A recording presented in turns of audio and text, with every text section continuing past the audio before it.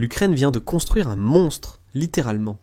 Il s'appelle le Frankenbuck, un système anti-aérien bricolé à partir de lanceurs soviétiques et de missiles occidentaux, et il abat déjà des drones et des missiles russes. Bien qu'elle ne devrait pas fonctionner, cette chose est terriblement efficace entre les mains de l'Ukraine, et la Russie en subit les conséquences. Alors, qu'est-ce que le Frankenbuck exactement ? Comment l'Ukraine l'a-t-elle créé ? Et pourquoi ce système de défense aérienne do-it-yourself est-il un potentiel changement de jeu ? Décortiquons cela. Discutons d'abord des spécificités du système de défense anti-aérienne BUK et des modifications apportées par l'armée ukrainienne. Pour comprendre cela, nous devons nous plonger plus profondément dans la base. BUK. Le système de défense anti-aérienne BUK, de conception soviétique et de portée moyenne, est en service depuis la fin des années 1970 avec diverses mises à niveau.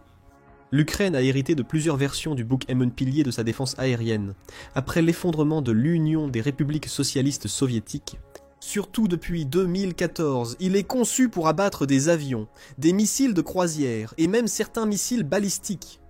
Une seule batterie peut engager plusieurs cibles simultanément, lui conférant une grande utilité au combat. Le Buk a attiré l'attention mondiale en 2014 dans de tristes circonstances. Une unité séparatiste pro-russe de l'est de l'Ukraine aurait utilisé un système Buk, vraisemblablement fourni par la Russie, pour abattre le vol MH17 de Malaysia Airlines. Le M1, la version ukrainienne du Buk, emploie des missiles guidés par radar, pouvant atteindre des cibles volant jusqu'à 72-385 mètres d'altitude et à environ 21 miles de distance. Le Buk se situe entre les systèmes défensifs de moyenne et courte portée. Contrairement au S-300 et au S-400, qui peuvent avoir une portée effective, allant jusqu'à 150 miles, voire 250 miles. Toutefois, le statut opérationnel et la pleine capacité du missile 40N6 demeurent incertains. Cependant, combiné au S-300, le Buk est un système défensif efficace contre les missiles de croisière rapides, les drones plus lents et les bombes planantes. C'est cette polyvalence que l'Ukraine a utilisée avec grand effet, en utilisant le missile solaire compatible avec le Buk, le 9M38 et peut-être le 9M317.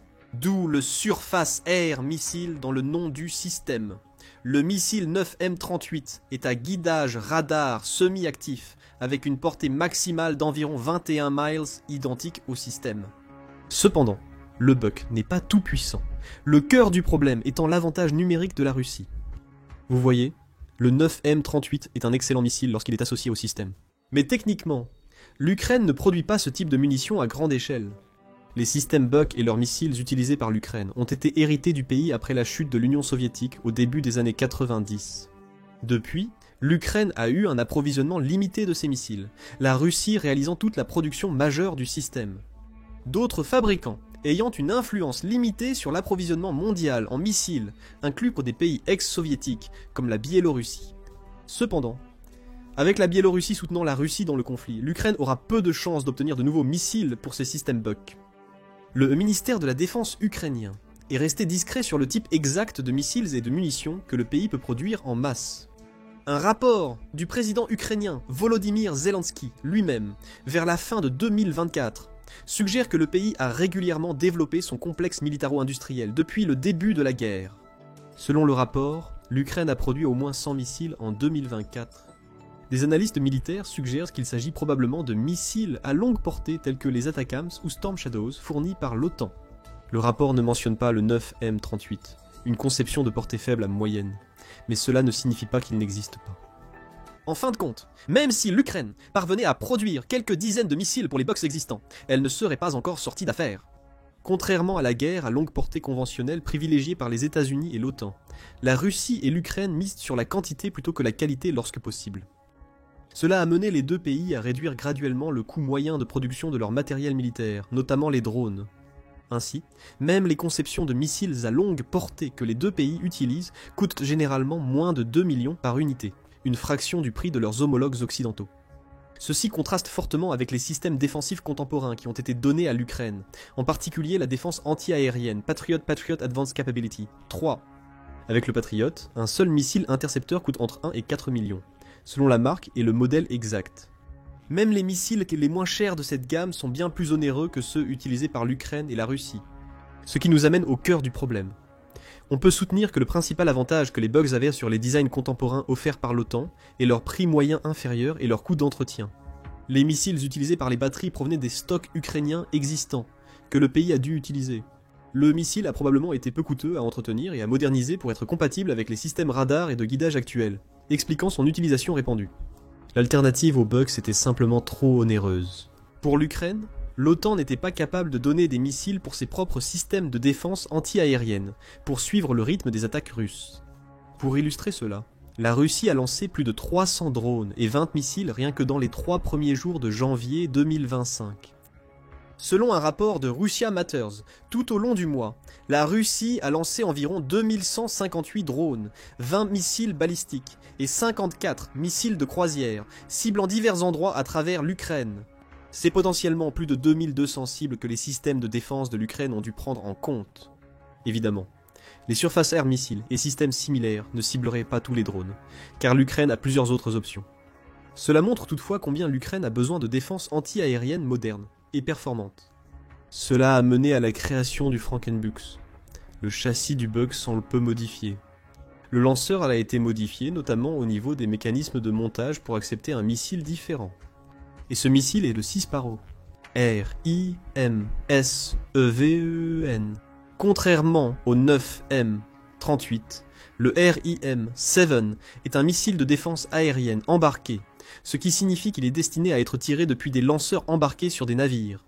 Le système est un pilier des défenses de points basés sur l'OTAN sur les navires depuis la guerre froide, et a reçu plusieurs mises à niveau depuis lors. Le RIM-7C Sparrow, initialement conçu comme missile de défense rapide pour navires, est devenu un système d'armes à portée intermédiaire plus performant. Conçu pour intercepter les avions et les missiles de croisière entrants, il peut parfois cibler des cibles de surface. À sa conception initiale, son but principal était de contrer les missiles anti-navires rapides volant en basse altitude. Les 6 Sparrow apparaissent soudainement, volant au ras de l'eau, laissant peu de temps pour réagir. Leur portée est d'environ 12 miles. Dans les rôles maritimes, les distances d'engagement réelles sont souvent plus courtes, selon les conditions de menace, la version du missile et du système de contrôle de tir utilisé. Les premiers modèles utilisaient un radar visé manuellement pour le guidage, mais le système est devenu plus automatisé et intégré au système de combat du navire avec le temps. La dernière version, le RIM-162 SM Block 2, a son propre radar actif et lien de données, lui permettant de fonctionner sans illumination radar externe. Bien que cela puisse sembler anodin d'utiliser le RIM-7 pour des systèmes terrestres, cela peut présenter quelques inconvénients. Selon le même rapport, l'Ukraine était en construction. Frankenbux a indiqué que les nouveaux designs pourraient avoir une portée réduite comparée à l'original. Toutefois, le lieutenant supérieur interrogé sur le système n'a pas précisé l'efficacité de la portée dans la rénovation. Cela pourrait être dû à quelques facteurs. Premièrement, la portée du missile RIM-7 n'est pas un chiffre fixe, elle dépend d'un tas de facteurs réels. La version spécifique du missile a un impact significatif. Les anciens 6 Sparrows, avec leur orientation et propulsion plus basiques, avaient une portée effective d'environ 10 à 12 miles. Les versions récentes du missile 6 Sparrow, évoluées, Evolved 6 Sparrow missiles, peuvent atteindre une distance entre 25 et 30 miles, bien plus grande que les versions antérieures, grâce à des moteurs optimisés, une aérodynamique et une orientation améliorée. Cependant, il n'y a aucune indication que l'Ukraine ait réellement reçu le design modernisé, et les RIM-7 étaient les seuls missiles repérés sur les photos publiées par les médias. Le type de cible et son comportement influencent grandement la portée qu'un missile peut atteindre. Si une cible vole bas et vite, la fenêtre d'engagement est plus courte, et le missile doit peut-être être tiré plus tôt ou plus près pour avoir une bonne chance de toucher. C'est le cas des bombes planantes et des missiles guidés similaires, qui comptent sur l'élan initial pour les amener jusqu'à la cible au détriment de l'altitude. D'autre part, si la cible vole haut et lentement, disons un avion de surveillance, le missile peut généralement aller plus loin avant l'impact, car il n'a pas besoin de le suivre à basse altitude ou dans des zones encombrées. La portée pure des missiles que la Russie lance actuellement sur l'Ukraine signifie que chaque attaque aura un mélange d'ordonnances plus lentes et plus rapides, ce qui influencera fortement si le missile sera utile à la portée opérationnelle maximale du buck. Il y a ensuite les conditions de lancement. Un missile tiré à un angle abrupt doit lutter contre la gravité plus qu'un missile lancé avec une trajectoire plus plate. Les performances peuvent aussi être réduites par le vent, la densité de l'air, la météo et le système de contrôle de tir. Un missile guidé par radar plus ancien ou manuellement ne sera pas aussi efficace pour repousser les limites de sa portée. Les systèmes récents, offrant de meilleures mises à jour en temps réel ou permettant aux missiles d'utiliser un chercheur actif, aident à obtenir une plus grande portée à chaque tir. Les Bucks ukrainiens de l'ère soviétique se classent au milieu, en termes de modernisation du système. Cela est dû à leur meilleure compatibilité avec les nouveaux systèmes de radar et de guidage. Cela devrait permettre à la batterie de verrouiller et suivre des cibles plus éloignées. À ce stade, il n'est pas entièrement clair comment le Sea Sparrow a été intégré au système de radar et de contrôle de tir d'origine soviétique. Il existe cependant un précédent pour ce type de configuration. Datant de 2008, la firme de défense polonaise Wojskowa Zakłady Uzbrojone, ou Wojskowa Zakłady Uzbrojone, a présenté une version modifiée du 2K12 Cub. Le SA-6 nommé Gainful par l'OTAN était le prédécesseur du Buck. Il avait été modifié pour tirer les missiles Sea Sparrow RIM-7 dans ce prototype. Le lanceur standard de 3 missiles a été reconfiguré pour transporter 2 Sea Sparrows, aux côtés d'un des missiles originaux soviétiques à propulsion ramjet. Wojskowa Zakłady Uzbrojone a ensuite proposé une autre version du Cub, équipée de RIM 162 SM lancé par canister. Mais à ce jour, aucun de ces systèmes hybrides n'a été mis en service ou n'a séduit d'acheteurs. De même, Reicha, une entreprise de défense tchèque, a créé une version améliorée du 2K12 Cub. Il incorporait 3 missiles Aspid 2000 logés dans des conteneurs de lancement qui ont été dévoilés en 2011. L'Aspid 2000 est un missile solaire fabriqué en Italie. Basé sur le AIM-7 Sparrow, il a aussi servi de base au RIM-7 Sea Sparrow original. L'Espagne a fourni au moins une batterie Aspid 2000 à l'Ukraine pour la défense de sites fixes. Et il y a une chance que ce système puisse se superposer au Boxeter modifié. Cela permet au moins un partage potentiel des stocks de missiles entre les deux systèmes, rationalisant la logistique et augmentant la flexibilité. Donc le RIM-7 a une enveloppe de performance générale. Sa portée réelle dans un combat dépend beaucoup de ce qu'il tire, de la manière dont il est lancé, et de la technologie qui le soutient. Cela dépendrait de comment l'Ukraine a modifié les Bucks. Un autre inconvénient potentiel du système modifié est la portée d'altitude réduite du RIM-7 par rapport au stock de Bucks. Le missile M38 peut atteindre 72-385 mètres d'altitude, surpassant les 50-385 mètres de l'ancien modèle M9. Cela pourrait signifier que les Frankenbucks pourraient être incapables d'intercepter les missiles ou autres munitions volant à haute altitude en direction de l'Ukraine, pour esquiver les défenses ennemies. Cette lacune opérationnelle pourrait signifier que les nouveaux Bucks pourraient devoir être stationnés plus près des complexes militaires et industriels vitaux que la Russie vise, ou se rapprocher de la ligne de front. Ils pourraient donc potentiellement détecter des munitions pendant l'ascension plutôt que pendant le vol actif. Ces deux scénarios ont leurs inconvénients. Les rapports suggèrent que l'Ukraine n'a pas autant de Bucks disponibles pour la rénovation ou l'utilisation avec des missiles d'origine que ce qui était initialement indiqué. Le décompte le plus fiable est de seulement 50, ce qui laisserait ces systèmes dispersés sur de vastes distances s'ils devaient réellement être déployés sur la ligne de front, qui mesure environ 600 miles de long par elle-même. Deuxièmement, compte tenu du nombre de drones et de missiles que la Russie tire d'un mois à l'autre, les services de renseignement ukrainiens pourraient ne pas être en mesure de prévoir avec précision où iront les attaques. Le deuxième scénario semble donc le plus probable. Avec environ 600 miles de front, l'Ukraine pourrait théoriquement déployer 30 Bucks, modifiés pour le couvrir entièrement, laissant le reste pour la défense de points clés ou le renforcement des zones à forte activité russe. Cependant, même si les Bucks ont pu être réaménagés pour utiliser les missiles RIM-7, cela ne veut pas dire qu'ils sont obligés de les garder. Le RIM-7 est plus compact et léger que le missile 9M38. Le lanceur doit donc être adapté pour accueillir correctement les missiles. Si la modification est réversible ou repose sur des pièces amovibles, ce qui reste incertain, un seul Buck pourrait en théorie transporter un mix de missiles. Malgré les limites actuelles des stocks, un retour aux anciens modèles semble improbable.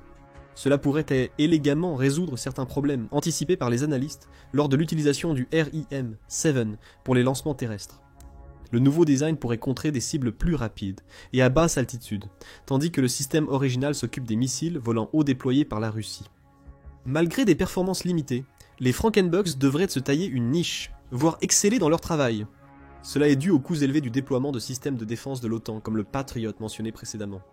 Le Patriot, version modernisée d'un design américain, est bien plus capable que le Buck original. La version PAK, 3 reçue par l'Ukraine, est un vestige soviétique ayant subi des améliorations improvisées. Cependant, l'OTAN n'a pas fourni à l'Ukraine autant de batteries de défense anti-aériennes modernes en premier lieu. 6 Patriots sont en service en Ukraine, alors que Zelensky avait indiqué qu'au moins 7 seraient nécessaires, pour une protection presque complète des plus grandes villes ukrainiennes et d'autres cibles militaires vitales. La raison en est le coût élevé et le faible taux de production des Patriotes. Chaque système coûte au moins 1 milliard, et il n'y en avait que 14 déployés dans le monde en 2024. Mais le nombre réel de batteries ou de lanceurs que les systèmes utilisent n'a pas été divulgué. Malgré la réduction de son inventaire de lanceurs, l'Ukraine déploie encore bien plus de systèmes Buck que de Patriots.